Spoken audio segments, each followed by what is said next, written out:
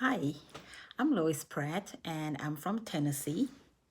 And I must say that I really enjoyed doing the research on this project of informed consent for counseling.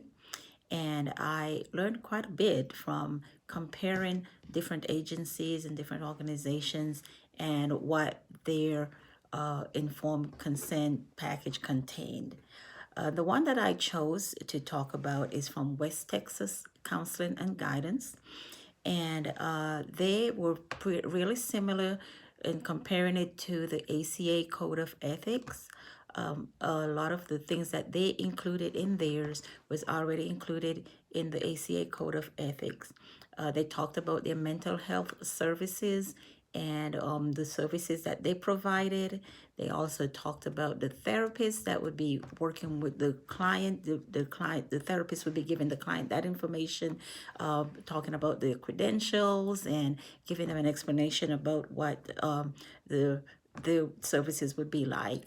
The appointments and cancellation was also included. It talked about what their cancellation policies were and the procedures to go about canceling an appointment.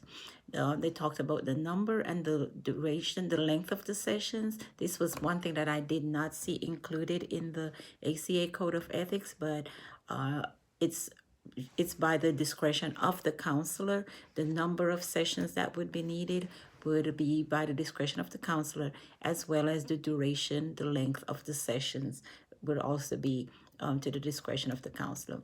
There was one other thing that they included, which I thought was really interesting, and I did not see this in the Code of Ethics, but it talked about the relationship between the counselor and the client.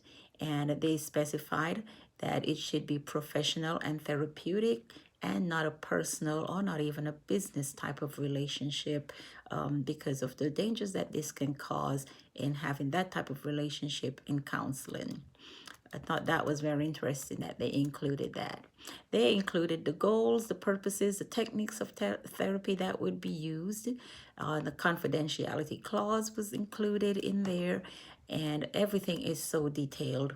One of the things that they included in their confidentiality clause is that duty to warn, which I thought that was very interesting that they would include that in there.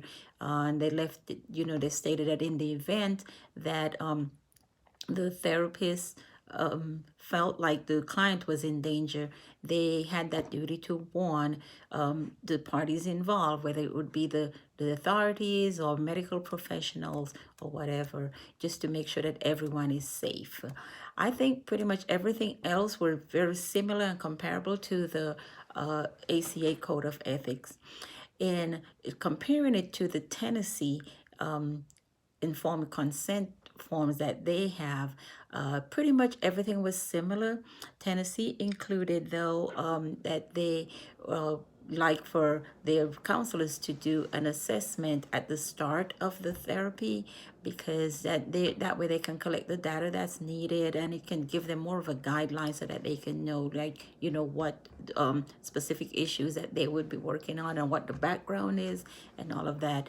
And it also they would also include like parties that are involved where they would need to obtain information from. They can get that there, whether it be the court or past history of medical history or something, that they can also gather that information and be able to utilize it during the sessions. I think that my question would be, in looking at so many of these informed consents, I realized that some of them were pretty lengthy. Like the one from West Texas, it was a 15-page consent package. There were some that I looked at that were 5 pages, and there were some that was just a 1 page.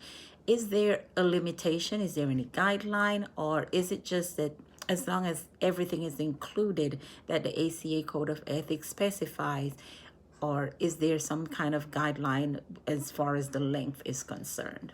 Thank you.